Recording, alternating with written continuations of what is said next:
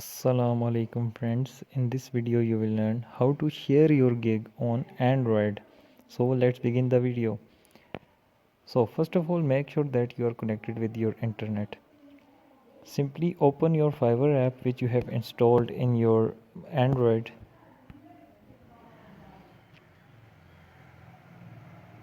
So here at the right there is your profile option. Simply go to your profile option, you will simply tap on it. So this screen will be opened in front of you. So here at the fifth option there is share gigs option. You will simply tap on share gigs. So these are the gigs which you have created on Fiverr. So here you will tap on the option share gig.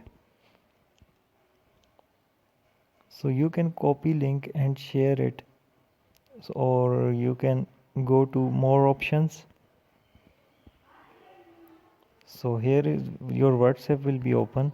You can send anyone your gig on WhatsApp.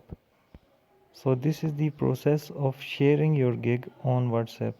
When you will tap on send, so this gig has been shared in group.